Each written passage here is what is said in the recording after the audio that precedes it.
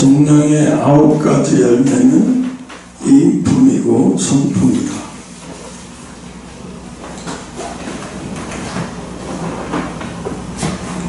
성령의 9가지 열매라고 하니까 어떤 사람은 이렇게 얘기해요.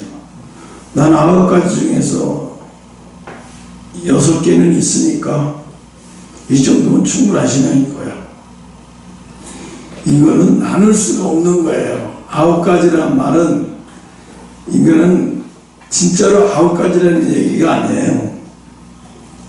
이거를 하나로 치면은 뭐냐면 성령의 9가지 열매를 하나로 치면은 그게 바로 성품인 거예요. 그게 성품인 거예요. 또 그걸 다른 말로 얘기하면 인품이고 성품이라는 거예요. 하나님은 우리가 뭘 했느냐를 보는 게 아니에요.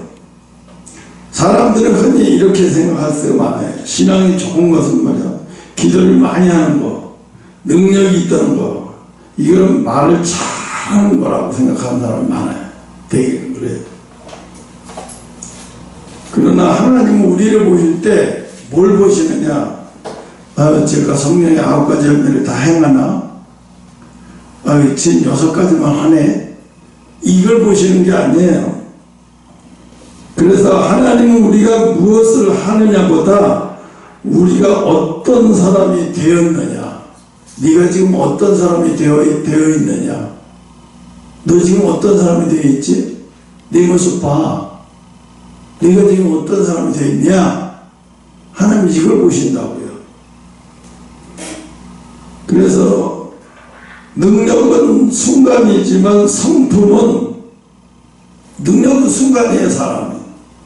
근데 성품은 뭐야? 삶의 전체를 증명하는 거예요. 증명하기 때문에 능력, 우리는 자꾸 사람들이 왜 능력만 구해요?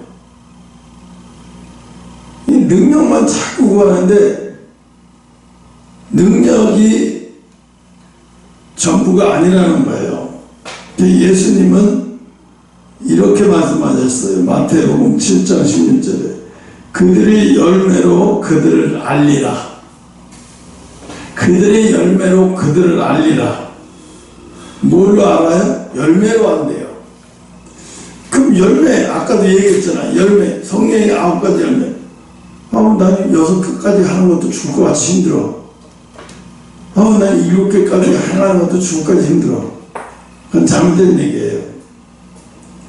그럼 6개, 9개 이걸 나눌 수가 없는 거예요. 그건 나눌 수가 없어요. 이 열매는 사람들에게 열매가 행동인 줄 알아요. 열매가 행동이 아니라 열매는 그 사람의 본질이에요. 그 사람의 인격이에요. 저 사람 인격, 저 사람 성품, 그게 열매인 거예요. 저 사람 인격이 개참하냐, 저 사람 성품 정말 못됐어. 예수 20년 30년 믿었는데 이런 소리 들린다 그러면 이게 성령의 열매가 소풍을 간 거죠. 그래서 사람들을 착각하는 거예요. 성령의 열매가 기도 열심히 하는 건 줄 알아요. 성령의 열매가 성경을 많이 보는 사람인 줄 알아요. 아니라는 얘기예요. 내 본질이 성령의 열매예요. 너 보니까 너 성품이 예수 믿기 전이나 후나 지금이나 뭐 다를 게 아무것도 없네. 너 인격이 예수 믿기 전이나 지금이나 뭐 아무것도 달라지는 게 없네. 하나님은 우리를 볼 때 6개 해놨냐 7개 해놨냐가 아니라 우리의 인격을 보신다는 거예요. 성품을 보신다는 거예요. 어떤 사람은 그런 얘기를 하더라고요. 내가 아무도 없을 때, 너를 예수 믿는 사람이라고 아무도 보는 사람이 없을 때 너가 어떻게 행동하는지, 그게 너다라는 거예요. 그게 두 번째, 성령의 열매는 행동이 아니라 성품입니다. 갈라디아서 5장에 준 성령의 열매들이 아니라 성령의 열매, 단수죠. 성령의 열매, 단수라는 것인데, 이 말이 무엇이냐면 9가지가 따로 있는 것이 아니라는 거예요. 나눠서 이렇게 따로 있는 것이 아니라 9가지가 하나의 성품이 다양한 모습으로 드러나고, 다양한 모습으로 나타나고 드러나고, 그게 성령의 열매인 거예요. 아, 저 사람 인격을 통해서 이런 게 보이고 저런 게 보이고, 아, 저 사람 성품이 참 훌륭하다. 성품이 훌륭하다 그러죠. 보면 9가지가 따로 있는 것이 아니라는 것을 여러분 잘 알아서 하나님의 성품이 다양한 모습으로 나타난다는 뜻이에요. 그래서 사랑이 있으면 기쁨도 나오고 화평도 나오고 온유도 나오게 되는 거예요. 그래서 성령의 열매는 기술이 아니에요. 착각하는데 기술이 아니에요. 이거는 변화된 인격의 결과인 거예요.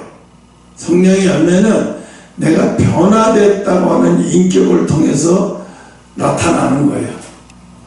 아, 인격을 통해서 사랑이 나타나네. 저 사람은 오래 다른 사람보다 오래 참아주는 거 보니까 훌륭하네. 저 사람 성격이.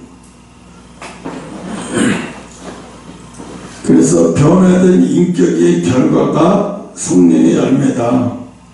그래서 많은 사람들이 착각을 하는데, 사랑하려고 노력해야지, 참아야지, 온유해야지. 하지만 성령의 열매는 노력으로 만들어지는 것이 아니라는 거예요. 그치? 성령의 열매는 노력으로 만들어지는 것이 아닌 거예요. 그러면 성령의 열매가 노력으로 안 만들어지면 어떻게 해요? 성령이 내 안에 계실 때 자연스럽게 나타나는 삶의 모습이에요. 성령이 내 안에 팍 들어오시면 이 9가지 열매가 나도 모르게 그냥 나와요. 나도 모르게 나오게 되었어요.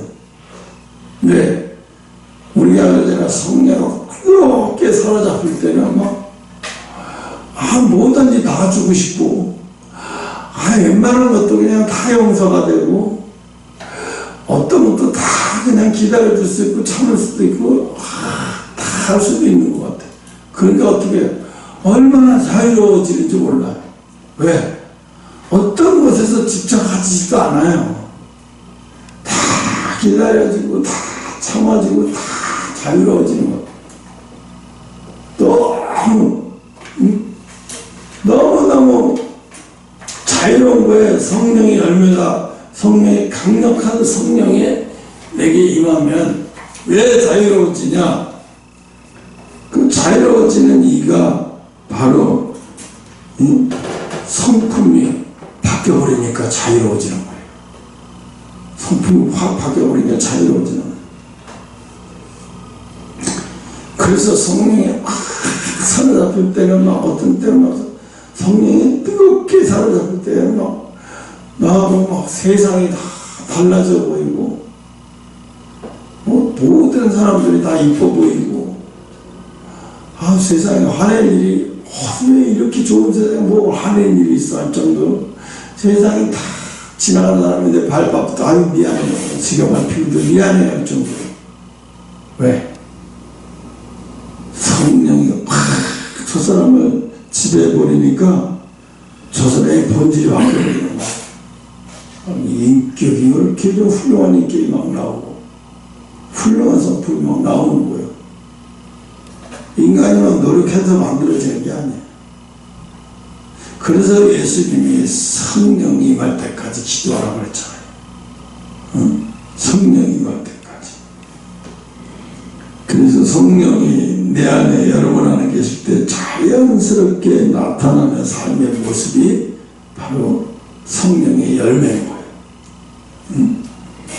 그래서 세 번째로 성령의 9가지 열매는 예수님의 성품인데, 성령의 열매는 사실 예수님의 성품입니다. 성령 열매가 다른 말로 말하면 예수님의 성품이라는 거예요.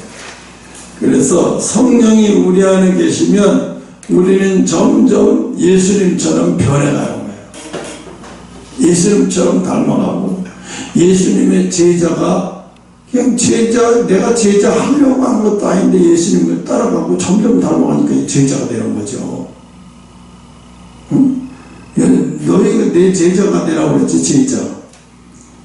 이제 하나씩 살펴보고 있는데, 사랑이라고 하는 거, 사랑. 응? 고린도전서 10장 4절에 사랑은 오래 참고 사랑은 온유한 거예요. 사랑은 아이고 너 이쁘다, 아이고 너 막 이게 사랑이 아니라는 거예요. 감정이 사랑이 아니라는 거예요. 우리는 감정이 사랑인 줄 알아요. 그게 사랑이 아니에요. 사랑은 오래 참고 사랑은 온유한 거예요. 왜? 저 사람이 어떤 행동을 하든지 간에 다 참아주고, 저 사람이 무슨 말을 해도 늘 온유한 마음으로 언어도 나오고 행동도 나오고. 응? 그 사랑은 감정이 아니라는 거예요. 그런데 우리가 흔히 예수님은 사랑이, 하나님은 사랑이십니다, 교회에다가 그걸 걸어놓고 사람들이 있어요. 예수님은 사랑입니다 그러고 걸어놓고, 저 사랑이 뭐냐고 말하면 예수님은 사랑이 많으신 분이에요. 설명을 못하는 사람이 많아요. 이렇게만 설명을 해요. 이건 틀린 거예요. 응? 이건 예수님은 사랑이 많으십니다 이 얘기하는 걸, 이건 세상 사랑을 말하는 사람이야. 이건 세상은 사랑. 사랑은 뭐예요? 오래 참고, 어떤 경우도 못 참는 경우가 없어. 어떤 경우도 온유함을 잃어버리지 않아. 어떤 상황에서도 온유함을 버리지 않는 거예요. 응? 그래서 사랑은 감정이 아니라는 거예요. 상대방을 위해 자신을 내어주는 선택, 이게 사랑인 거예요. 그래서 예수님의 사랑은 십자가에서 이미 증명이 되어버렸잖아요. 자신을 다 십자가에 죽여서, 응? 모든 죄를 대신해 십자가에 죽으심으로 그 증명이 이미 다 끝난 거예요. 그래서 적용을 얘기하면, 나는 사랑받을 만한 사람만 사랑하고 있지 않은가.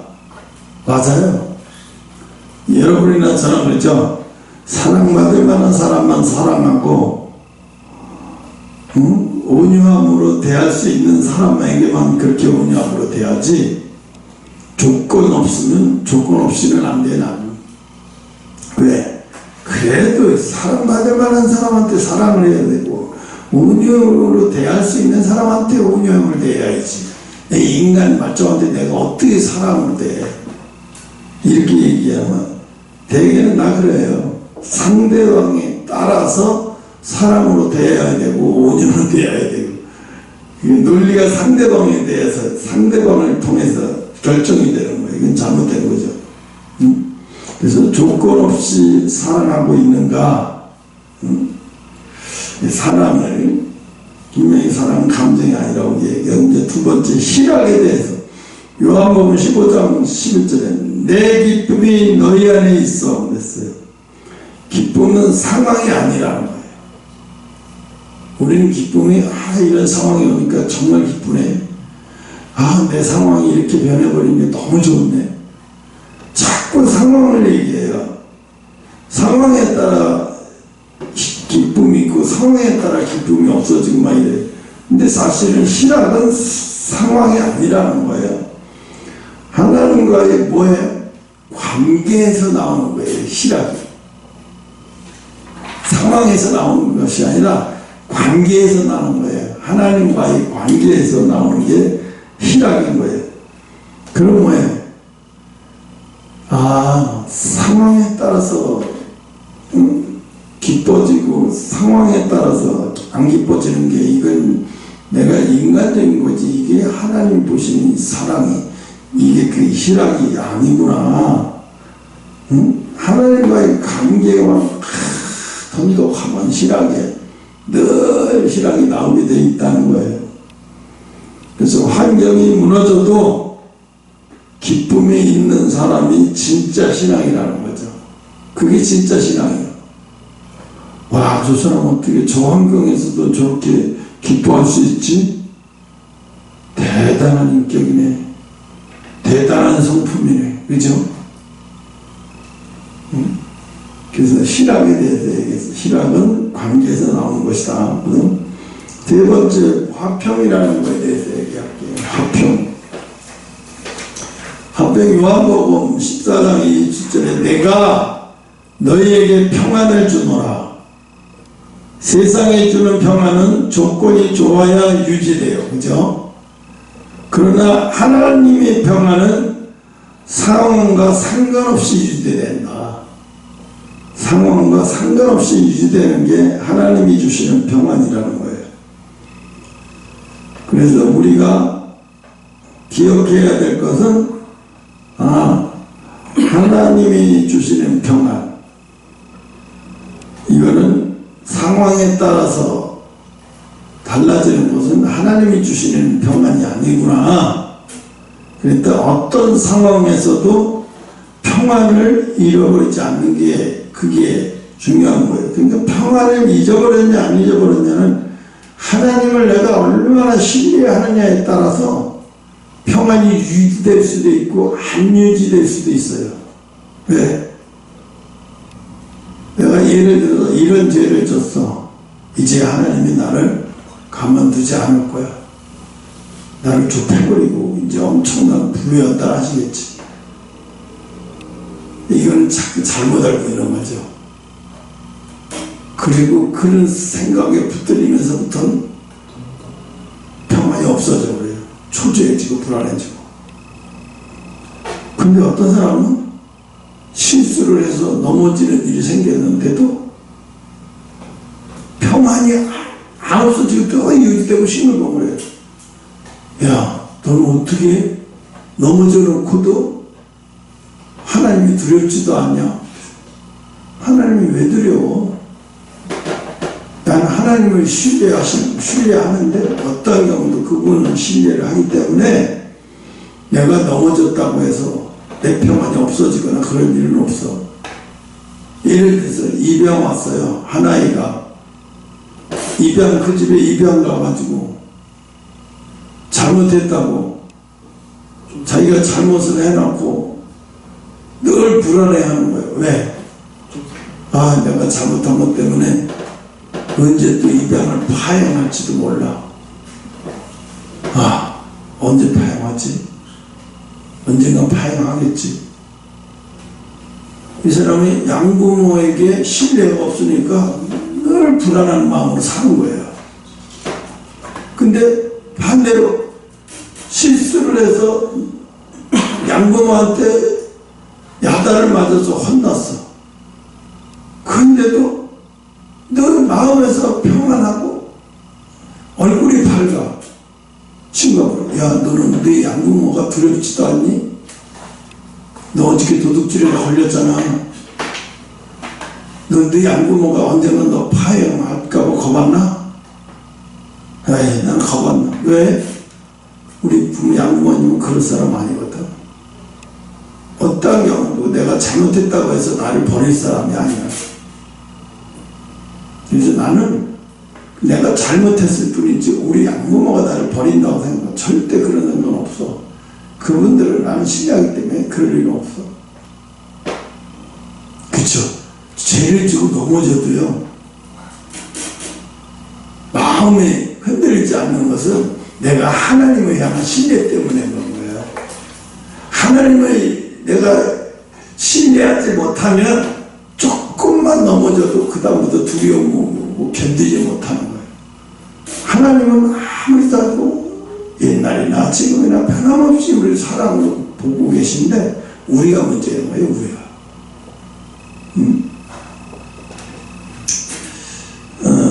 다음에는 이제 오래 참음에 대해서, 하나님은 우리를 오래 참으셔요. 그죠? 오래 참으셔. 베드로후서 3장 1절, 아무도 멸망하지 아니하고 다 회개하기에 이르기를 원하시느니라. 지난번에 무드셀라가 965세인가 965세가 맞나? 965세잖아요. 나 그 생각을 해봤어요. 무드셀라의 조카가 노아잖아요. 그런데 무드셀라가 방주를 짓는 노아의 집에 찾아가 봤을까? 안 찾아가 봤을까? 찾아가 봤을 거예요. 내가 생각하기에는 수없이 많이 찾아가 보고 또 가서 많이 도와주기도 했을 것 같아요. 왜? 무드셀라도 알아요. 자기가 죽어야, 자기가 죽으면 곧 홍수 심판이 돼서 이 배로 다 들어가고 둥둥둥 떠다닐 거라고. 무드셀라는 다 알고 있다고. 하나님을 가르쳐서 자기가 죽으면 심판이 온다고. 무심판. 그러니까 자기 조카가 배를 짓는데 수없이 많이 가서 돕기도 하고 했을 거예요. 그럼 돕기만 했을까요? 무드셀라가? 엄청 외치고 다녔겠죠. 심판이 온다. 심판이 온다. 엄청나게 외치고 다녔을 거라고요. 또 시간 나면 노아의 조카네 집에 가서 또 도와주기도 하다가 또 가서 또 외치고 돌아다니고. 생각해보세요. 거의 1000년을 산 사람이 1000년을 맨날 똑같은 짓만 하고 살았겠어요? 자기를 통해서 하나님이 심판이 온다는 이름까지 만들어 주었는데 그 무드셀라가 가만히 있었겠냐고요. 엄청나게 외치고 또 오늘은 지쳐서 이제 그만 외치고 지쳐서 그럼 또 노안에 가서 조카네 가서 또 배 짓는 거 도와주기도 하고 붙들어 주기도 하고 엄청나게 했을 거라고요. 생각을 했는데 그 노아가 8식구로만 그렇게 하지 못해요. 누군가가 도와주는 사람 많이 있을 거라고요. 알고도 수없이. 그렇지만 노아의 식구, 노아의 거기 들어갈 수 있는, 배에 들어갈 수 있는 사람은 한정되어 있기 때문에 8사람은 딱 한정되어 있기 때문에 누구도 들어갈 수가 없어요. 다른 사람은 도와주고. 근데 어제 그래 무드셀라가 1000년을 살면서 가만히 지루하게만 살고만 있었겠냐. 절대 그렇게 살지 않고 엄청나게 외치고 다녔겠구나. 심판이 온다고 외치고 또 배 만드는 데 가서 열심히 배 만들었다 또 외치고 돌아다니고. 그래서 내가 상상해 가는 거야. 무드셀라가 어떤 삶을 살았는지. 1000년 동안 이 사람은 성경은 뭘 했는지 아무것도 안 나오잖아요. 그냥 그것만 달라 나오는데 그것만 달라 나왔다고 해서 그 사람이 아무것도 안 했다는 얘기는 아니거든요. 오늘 그래서 오래 참는 거에 대해서 얘기를 하는 거예요. 그러니까 무드셀라 960동안은 얼마나 참으면서 살았겠어요. 심판이 온다고 외치고 돌아다니면서. 참아야 하는 이유가 아무도 멸망하지 않고 다 회개하게 만들기 위해서 참아야 된다는 거예요. 그래서 오래 참으면 상대를 포기하지 않는 사랑이라는 거예요. 그래서 오래 참는 것은 난 참을성이 있어. 난 참을성이 있으니까 오래 참는 거겠지. 아니 그 얘기가 아니라는 거예요. 왜? 상대를 포기하지 않는 사랑이 있기 때문에 오래 참는 거라고. 그러니까 오래 참는 거하고 저 사람은 오래 참는 걸 잘해 이거하고 완전히 다른 거라는 거예요. 상대를 포기하지 않는 사랑이 오래 참는 거구나. 그런 오래 상대를 포기하지 않는 사랑이 있으면 다 참을 수 있는 거구나. 이게 오래 참는 게 다 나오는 거예요. 바깥으로. 근데 상대를 사랑하는 마음, 포기하지 않는 마음이 쉽게 포기하면 참지 못해요. 빨리 심판. 하나님 앞에 심판하라고 외치고 돌아다니고 하나님 앞에 기도한 사람이 누군가요? 하박국 선지자도 그랬을 거예요. 알기로는 빨리 하나님 심판을 해달라고. 빨리 심판해야 돼. 왜 지금 하나님 제발 좀 심판을 하게 해달라고.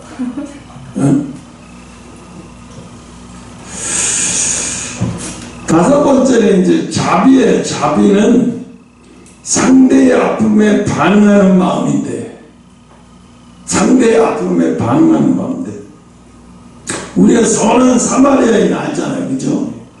선한 사마리아인이 상처 입은 사람을 그냥 지나치지 않는 거 봤잖아요, 그죠?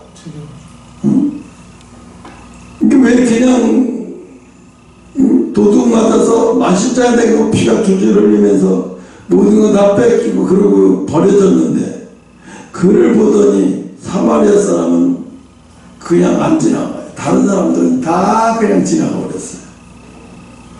근데 사마리아 사람만 안 지나가요. 왜 안 지나갔겠어요? 상대의 아픔에 반응하기 때문에 그런 거죠. 미국에서 노숙자 목회라기보다는 노숙자들과 함께하는 어떤 선교사님이 있어요. 자기가 처음에 미국에 가서 그 일을 하려고 간 게 아니래. 어느 날 마트에서 물건을 갖고 우연히 나오는데 거기 노숙자가 쫓아와가지고 자기를 막 공격하면서 카트리에 물건을 뺏어가고 도망가더래. 그래서 쫓아갔더니 가만히 있겠냐고요. 그냥 다른 사람한테 들려줘서 막 패고. 그렇게 빠진 창이 되도록 맞고 집으로 돌아갔는데 저녁에 생각을 했더니 왜 이 사람들이 갑자기 나타나서 거기서 그래서 일이 벌어졌을까 이제 생각을 하다가 에이, 이 사람들을 도우라고 하나님이 이렇게 하시는 걸 아닐까. 계속 그게 막 낯가리지니까 그 다음부터 그 사람들을 어떻게 도울 방법을 찾고 하다가 그 일을 전적으로 하게 됐어요. 그래서 지금 거의 25년째 하고 있다고 하더라고요. 왜 그렇게 하겠어요? 그 사람들의 아픔을, 상대의 아픔을 보니까, 그 사람들의 아픔을 보니까 도와야 되겠다는 생각이 드는 거예요. 이게 뭐예요? 그 사람들의 아픔에 반응하는 마음이 일어나는 거잖아요. 그래서 사마리아인이 상처 입은 사람을 지나치지 않고 도왔다고 얘기하지만 그 앞에 뭐예요? 선한 사마리아인이라는 말이 붙어요. 그치? 선한 사마리아인이라는 말이. 이게 남의 아픔에 반응하는 게 이게 자비예요. 남의 아픔에 반응하지 않으면 자비가 아니에요. 요즘은 유튜브를 가지고 그런 거 하는 동영상이 많아요. 거짓처럼 꾸며가지고 뭐 카페나 뭐 이런데 몰래 들어가서 먹고 달라고 뭐 그러면 대개가 빨리 나가라고, 방해받지 않게 나가라고 하는데 그 알바하는 애가 그 바깥으로 잠깐 기다리라고 하면서 자기 오늘 받아야 할 페리에서 재해달라고 하면서 요거 이름만 싸가지고 저 사람 주고 그걸 페리는 나중에 계산해서 드릴게요 하고 가르쳐 주는 거예요. 이거 왜 나냐, 여기는 들어오시면 장사가 안 되니까 그 대신에 내가 이거 드릴게요. 맛있게 잡수시고 가시라. 또 혹시 모르니까 내일도 배고프면 와도 되냐고. 그분이 그러네. 내일도 배고픈데 배고프고 와도 되냐고. 그러니까 이 알바생이 어쩔 줄 몰라 하면서도 웃으면 그러면 내일 배고프시면 오세요. 제가 드릴게요. 이 사람이 가지고 갔어요. 그 다음에 내일이 왔어요. 이 사람이 깔끔하게 아주 정장까지 딱 갇혀있고 카페를 들어갔어요. 그 직원한테 시켜가지고 2인분을 시킨 거예요. 그래서 오라고 왔어요. 왜 그러시죠? 내가 당신 사줄 테니까 여기서 잠깐 쉬면서 이거 오라. 지금 근무 시간. 걱정하지 말라고. 내가 근무 시간에 너무 바로 대신 내가 할 테니 그게 걱정하지 말고 앉아서 다 사주면 같이 먹고. 그 얘기하다가 꿈이 뭐냐. 제가 돈이 이렇게 와서 공부하고 싶은 공부를 더 하려고 지금 이렇게 열심히 일합니다. 그래? 그럼 내가 도와주게. 선생님이 누군데 나를 도와주십니까? 내가 도와줄만 하니까 도와주는 거야. 나 어저께 만났던 그 거지 있잖아. 그 거지가 나야? 얘기는 내가 웃으면서 그 거지가 나라. 당신이 베푸는 선의를 보면서 이 세상이 아직은 살만하다는 생각이 들었어. 그래서 내가 당신을 도와야 되겠다는 생각이 들어. 그럼 고의적으로 저 사람이 부자인지 가난한 사람인지 어떻게 알아요? 그럼 불쌍하니까 이 대학생은 불쌍한 마음에 견딜 수가 없으니까 밖에 쫓겨난 사람을 얼른 가서 햄버거랑 뭐 잔뜩 사가지고 그 사람한테 안겨준 거예요. 네. 저 사람이 얼마나 배고프면 여기 들어와서 달라고 했겠어. 돈도 안 주고. 남나 못 차리네. 그 마음에 견딜 수가 없는 거예요. 반응하는 거예요. 그게 자비야. 그게 자비. 우리가 남들의 아픈 마음, 남들의 연약한 것을 보이면 자비로운 마음의 반응이 일어나야 돼요. 그게 자비인 거예요. 여러분에게 자비가 있는지 한번 확인해 보세요. 여섯 번째로 양선. 양선이 뭐 양쪽 다 쓰는 게 양선이라는 말이 아니고, 양선은 단순한 착함이 아니고 적극적으로 선을 행하는 것이, 적극적으로 선을 행하는 것. 적극적으로 선을 행하는 것이 양선이래요. 소극적이 아니고 적극적으로 행하는 것. 우리도 그랬잖아요. 지금 이렇게 오다 보니까 적극적으로 선을 행하는 걸 못해요. 너무 지쳐있고 힘들어서, 내가 되게 힘들어서 이걸 못해요.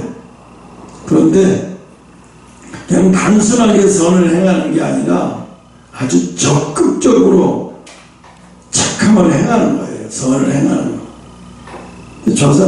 우리가 마라톤 막 저기 해갖고 계속 기부를 하는 시험인가 있죠. 사람들이 그래요. 쟤는 할 일이 그렇게 없어? 뭐 맨날 마라톤 뛰는데 그때 맨날 이제 좀 그만 좀 해. 자네 뭐 이렇게 뭐 마라톤에서 뭐 누구 또 도왔고 뭐 병원도 지겨. 듣는 것도 지겨 죽겠어. 이제 그만해. 아주 그만 좀 해. 좀 대충. 사람들이 막 그런 사람 많아요. 근데 지금도 내가 그 현을 보면서 뭘 느끼냐고 엄청나게 적극적으로 하더라고요.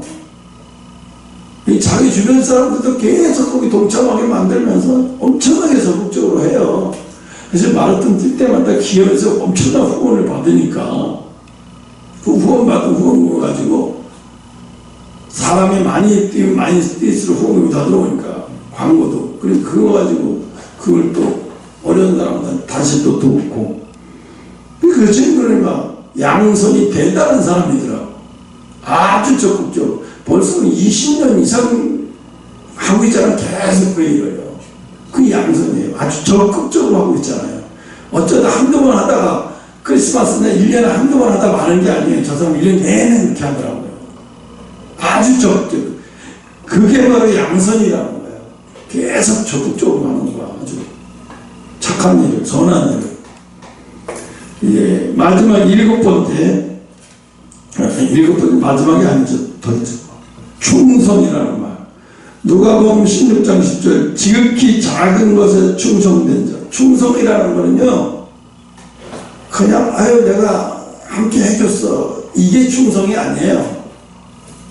아주 지극히 작은 일에, 지극히 작은 일에도 아주 정성을 보이면서 그 일을 하는 거예요. 이게 충성이에요.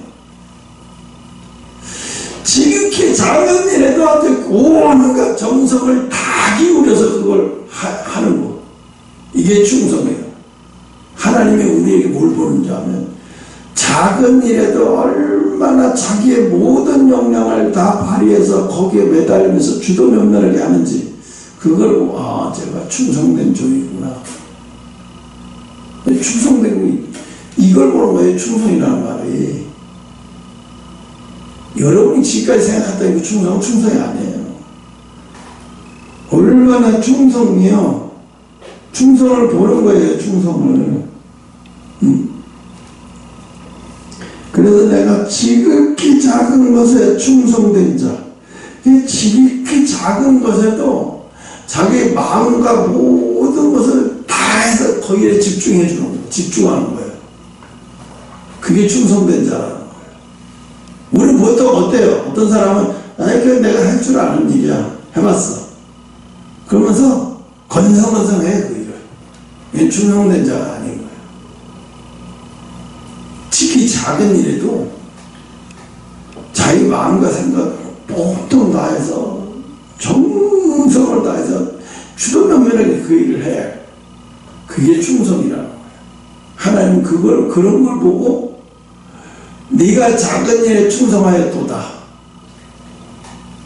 그 얘기는 뭐야?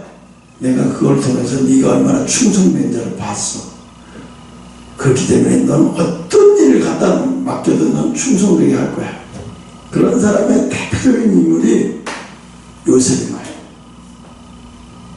요셉이 보디발이 요셉을 보더니 얼마나 충성된 자를 하는 걸 한 방에 알고 자기 집의 모든 세간살이 모든 일, 노비들을 관리하고 모든 돈 관리하고 모든 것을 다 요셉한테 맡겨. 요셉이 어린 나이인데 그때 당시에 20대 후반도 아니에요. 20대 후반도 아니고 20대도 아니고 이제 10대 조금 20대 가까이 될 나이, 그 나이에 그걸 맡기는 거예요. 그럼 보디발이 볼 때 요셉이 얼마나 충성된 자라는 것을 한눈에 본 거예요. 와, 저는 엄청나게 충성된 자네. 야, 뭐든지 잘하게 생겼네. 뭐든지 맡기면 똑똑하게 생겼구나. 그래서 보디발이 그거에 감명받아가지고 자기 가정에, 자기 집안에 가정총무를 앉힌 거예요. 그래서 성경의 대표적인 충성을, 성령의 이 열매 중에 이 충성된 사람 요셉인 거예요. 그러면 요셉만 그러냐? 아니에요. 모세는 한 번도 뭐 그렇게 나가서 남의 집 일을 그렇게 죽도록 해본 적도 없고 40세까지 정말 왕자로만 살았고 남들이 다 자기 수발 들으면서 살아왔기 때문에 남의 충성되게 남을 충성되게 해주는 게 뭔지도 잘 몰랐을 거예요 아마. 근데 거기서 쫓겨나서 이제 이드로의 집에 가서 거기서 양치면서 그 집에서 살아요. 오갈 데도 없으니까. 이제 거기서부터 뭘 배운 거야? 모세가 충성스럽게 일하는 걸 배운 거예요. 그 이드로가 보니까 어느 날인가 모세가 얼마나 충성스럽게 일을 하는지 몰라요. 그래서 자기 딸을 모세가 좋아서 결혼하겠다고 하는 게 아니라 이드로가 강제로 야, 내 딸하고 결혼해. 그럼 내 딸하고 살아. 모세가 거절도 못하고 그래 행감이 나요. 네 알겠습니다. 모세가 거기서 40년 동안 충성에 대해서 완전히 몸에 배갖고 나온 거예요. 모세에서 거기서의 40년은 모든 걸 내려놓는 시간이에요. 내려놓는 시간. 이드로의 집에서 40년. 거기서 충성을, 모세 장인도 알아요. 이드로가 모세가 얼마나 충성스러운 사람이라. 그러니까 너를 하나님이 이스라엘 백성이 애굽에서 너를 인도하는 도구로 사용하시겠구나. 네가 얼마나 충성된지 알았나? 세상 사람 다 몰라도 난 알아. 그죠? 그러니까 우리가 이 연단을 그냥 받는 게 아니에요. 여러분이 하나님이 다 봐야 너 완전히 충성된 자로 지금 성장하고 있고 충성된 자로 지금 달려가고 있고. 여덟 번째, 온유. 온유는 약한 사람 얘기하는 게 아니에요. 그래 이게 온유가 아니네. 그런 게 온유가 아니에요. 우리는 연약하고 약함이 온유라고 생각하는데 그게 아니에요. 힘이 있지만 힘을 절제하는 것이 온유예요. 힘도 없으면서 절제하는 그건 온유 아니에요. 어쩔 수 없어서 참는 거지. 어쩔 수 없어서 참는 게 무슨 온유예요. 성경에서 말하는 온유는요, 힘이 있으면서도 참는 거예요. 절제하는 거예요. 그게 온유인 거예요. 온유는 아무나 하는 게 아니죠. 그러니까 힘도 없는 사람이 어떻게 온유해? 그건 참는 거지. 자기 맞을까봐 참는 거야. 그건 온유가 아니라는 거예요. 그러니까 우리가 생각해, 온유는 아무나 하는 게 아니라 내가 그렇게 온유한 소리 들으려면 내가 힘이 있어가지고 참아야 그래도 온유한 소리 듣지. 힘도 없으면서 뭘 참는, 그건 네가 맞을까봐 참는 게 무슨 온유냐. 그래서 성경에서 말하는 이 온유는 약한 사람 참는 게 그게 온유가 아니라는 거예요. 다 힘이 있으면서도 다 참는, 그게 온유라는 거예요. 그러니까 힘이 있으면서 참으니까 온유하니까 그 사람의 성품을 뭐 앉아요. 지금까지 이런 얘기 하나하나가 다 성품이에요. 사실은 다 성품이에요. 그래서 예수님이 나는 온유하니 내 온유함을 받으라고. 왜?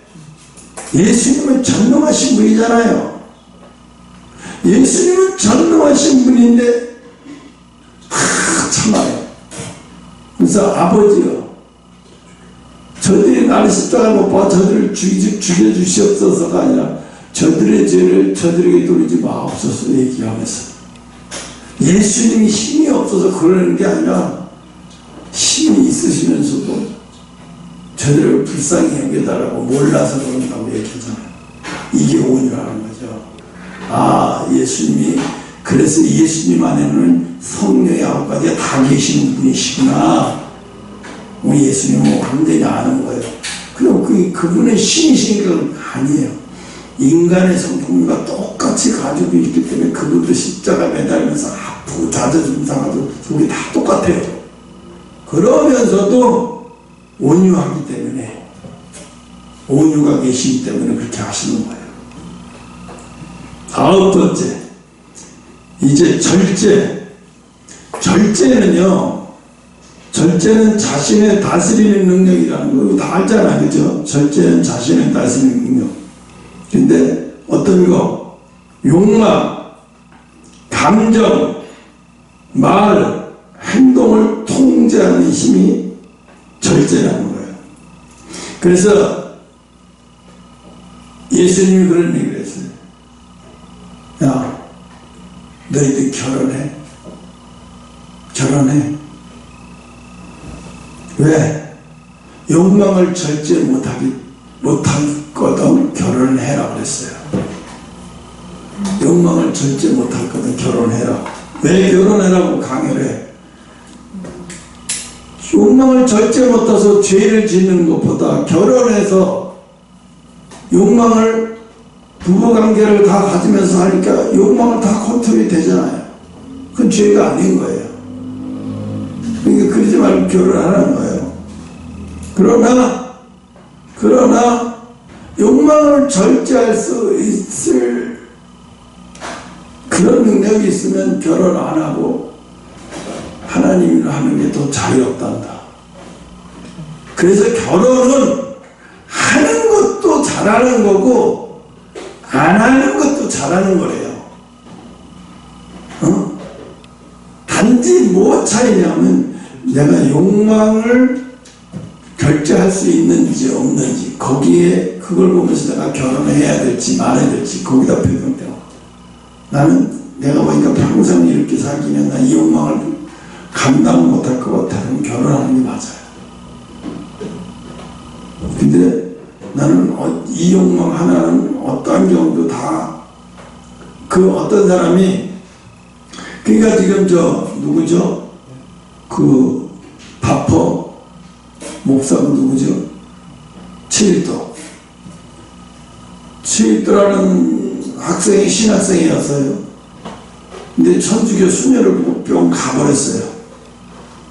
그래서 천주교 수녀한테 계속 만나자고 얘기해 보니까 이 수녀가 자기보다 나이가 훨씬 많아. 10년 위야. 이 수녀는 나는 이제 이 욕망 같은 거 없고 나는 평생 하나님을 위해서 예수님을 위해서 이러고 사는 게 딱 좋은데 내가 이제 지금 다 이렇게 가려고 하는데 저 자꾸 와가지고 나를 결혼하자고 꼬시고 귀찮아 죽겠는데 불편해 죽겠는데 나 걔가 견딜 수가 없어. 그 하루는 가서 거절하려고 한 거예요. 수녀 거절하려고 왔다가 자기 속에서 욕망이 불뚝 일어나는 거 보더니 이거 거절하면 안 되겠구나. 그래서 수락을 해버렸어요. 그리고 그 성당에 주임 신부한테 얘기하고 옷 다 벗어버리고 가버렸어요. 어차피 이래도 하나님 일, 저래도 하나님 일을 하는 건데 결혼하고 하나님 일을 하는 쪽으로 가자. 그리고 결혼하고 하나님 쪽. 그분이 취해졌어요? 안 졌잖아요. 전에는 결혼 안 하고 이 일을 가려고 맘먹고 충분히 갈 수 있었는데 이분이 찾아와서 이렇게 하다 보니까 나도 욕망이 드러난 걸 아니까 해야 되겠구나. 어차피 하기 작정했어. 그래서 결혼하게 돼. 유명하죠, 그 얘기는 다. 결혼은 해도 잘하는 거고, 예를 들어서 욕망을 다스릴 수 있는 힘도 없는 사람은 결혼 안 하겠다고 하고, 나는 이렇게, 그건 위험한 일이야. 위험하다. 왜? 야, 너 그런 시험 넣을 때 감당 못하면 죄지 넘을 때, 밤낮 그럴 때마다 욕망이 올 때마다 죄 짓고 어떻게 살라고 그래. 그러지 말고 결혼해라. 그러니까 절제라는 게 욕망, 감정, 말, 행동은 감정, 말, 행동 이런 거는 남이 어떻게 해줄 수 있고 남이 함께 있다고 되면 안 돼. 이게 욕망은 다르잖아요. 이것도 몸을 통해서 일어나는 일이기 때문에. 그래서 절제가 자신을 다스리는 능력이, 근데 요즘 사람들이 제일 위험한 게 뭐냐면 자기를 다스릴 수 있는 능력이 너무 없어요. 쉽게 무너져 버려요. 요즘 20대들이 너무 심각해요. 또 고등학생들 보고 중학생들 보고 심각할 정도로 심각해. 왜? 뭐가 없냐? 절제하는 게 아무것도 없어요. 너무 없어서 큰일인 거예요.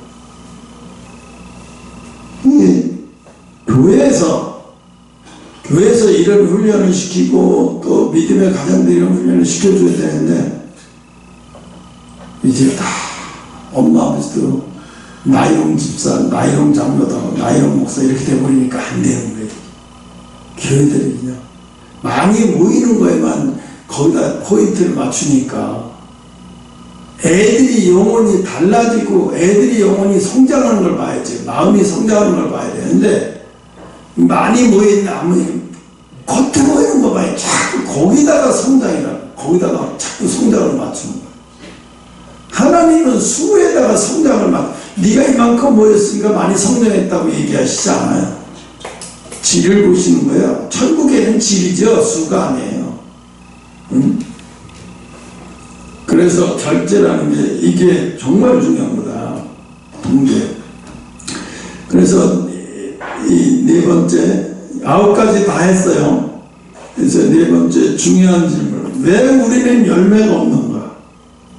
왜 우리는 열매가 없는가? 많은 사람들이 교회는 다니지만 열매가 없는 이유는 무엇일까? 성령과 동행하지 않기 때문에 그런 거예요. 성령의 강력한 성령의 타치를 받으면서 살면 이 열매가 나와요. 나도 모르게.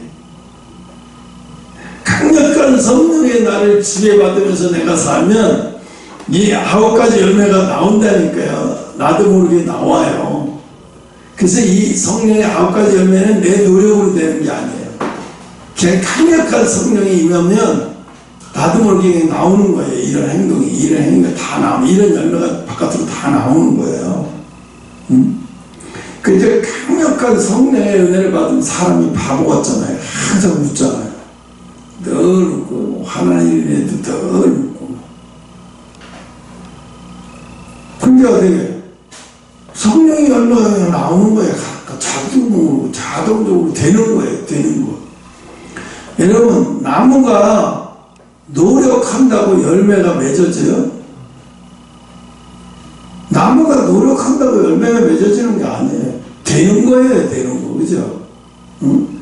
가을에 나무가 노력을 했기 때문에, 뿌리가 노력을 했기 때문에 넌 열매가 맺어졌네? 넌 이 나무는 노력을 안 했네. 나서는 딱 잘라. 되겠어요? 말도 안 되는 소리지.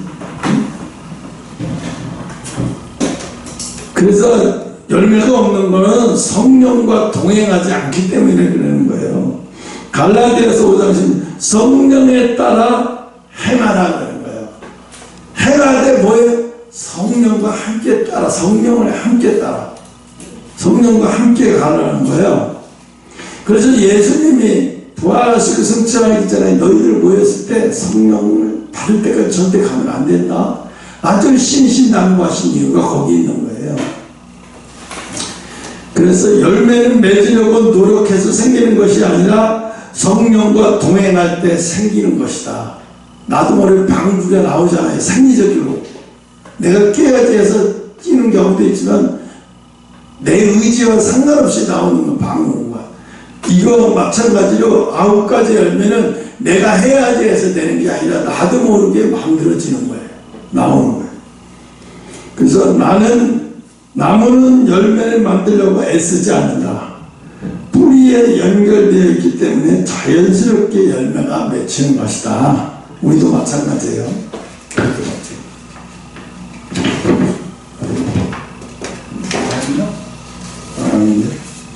그래서 우리도 마찬가지인데 기도가 끊어지고 말씀이 끊어지고 열매도 끊어져요. 성령과 멀어지면. 근데 성령이 함께하면 기도하는 것이 너무 쉬워져요. 왜? 1시간에도 5분 10분 한 것 같이 후딱 지나가니까 힘이 안 드는 거예요. 근데 성령이 떠난 기도하는 게 얼마나 힘든지요. 1시간 했는데도 2시간 한 것 같아요. 그치? 1시간 했는데 2시간 한 것 같이 너무 몸은 더 아프고 미친 지경이에요. 그냥 어떤 때는 성령이 함께 할 때는 막 1시간 너무 오늘같이만 이렇게 기도하면 1년 내내 기도할 것 같아요. 왜? 그러니까 성령이 함께 하면 모든 게 쉬워진다는 거예요. 기도도 쉬워지고 열매 맺는 것도 쉬워지고. 결론은, 5번째 결론은 성령의 열매는 삶으로 증명되는 신앙. 사람은 말로 평가되지 않고 열매로 평가되는 거예요. 우리는 말로 평가되는 게 아니에요. 열매로 평가되는 거예요. 그래서 신앙의 진짜 증거는 능력이 아니라 성품이에요. 근데 성도들은 어떻게 했냐면 저 큰 교회 목사님, 성도가 많네, 큰 교회 목사님. 그러니까 어떻게 성품에서 저 사람 100점 맞잖아 이미. 수에다 놓고 성품을 봐. 목회자를 수에다 놓고 성품을 보고 또 목회자를 저분은 성도가 얼마 돼 있다냐. 엄청 하나님은 훌륭하고 저 하나님은 귀하게 보고 있는데 성도들 뭐 그 목사님이 뭐 해봤자 뭐라겠어. 왜? 수에다 놓고 보니까 그 목사님을 아주 거듭나지도 못한 존재로 취급하듯이 이렇게 보는 거예요. 엄청 잘못 보고 있네. 이게 사실이 현실에, 이게 대한민국의 현실이에요. 신앙의 현실이에요. 그러니까 사람들을 제대로 된 것을 못 보는 거예요. 그리고 목회자 자신도 그렇게 생각해요. 성도들이 막 뭐 이렇게 하면 자기 자신이 아주 막 인품이 성품이 다 된 줄 알아요. 완전히 다 된 줄 알아요. 그때 포도원 교회 그 김모시계 목사님 그랬죠. 여전사한테 욕하는, 야 이 뭐 SS 같은 년아, 이거는 술집에서 술 먹고 술 잔뜩 취한 사람이 여종업원한테 쌍욕하듯이 그렇게 하더라고. 아니 이게 지금 목사님 큰 게 10만 몇만 명 모이는 게 목사님이 전도사님들한테 하는 목소리 이게 맞는 건가? 너무 충격 먹었어요. 근데 그게 성도들은 뭐라고 얘기하냐? 우리 목사님은 늘 그런데 뭐 그걸 처음 듣는 것도 아니에요. 어이가 없는 거죠. 그게 더 이상한데요. 우리는 아무렇지 않은데 왜 너희들이 그걸 이상하게 생각하는 거죠? 왜? 야, 영혼을 살리는데 그까지 욕이 뭐가 이렇게 중요한 게, 영혼보다 그게 중요해? 이렇게 얘기하는 거예요. 논리는 참 그렇듯해요. 그런데 하나님은 한 영혼의 상처가 되는 것은 천하를 다 살리는 것보다 한 영혼이 죽는 걸 더 기뻐하지 않으세요? 그래서 신앙의 진짜 증거는 능력이 아니고 성품이에요. 사랑이 있는가, 기쁨이 있는가, 화평이 있는가, 오래참이 있는가, 자비가 있는가, 선함이 있는가, 충성이 있는가, 온유함이 있는가, 절제가 있는가. 이것이 없다면 우리는 아직 성령과 깊은 동행하지 못하고 있다는 증거예요. 그 마무리 오늘 우리 하나님은 우리에게 묻습니다. 너는 어떤 사람이 되어 있느냐? 너는 어떤 사람이 되어 있느냐? 어저께 재미나요 가장 대화를 했어요. 처음에는 이제 시간이 오후에 있다고 이렇게 그 얘기를 마칩시다. 여기까지 하고 마칩시다.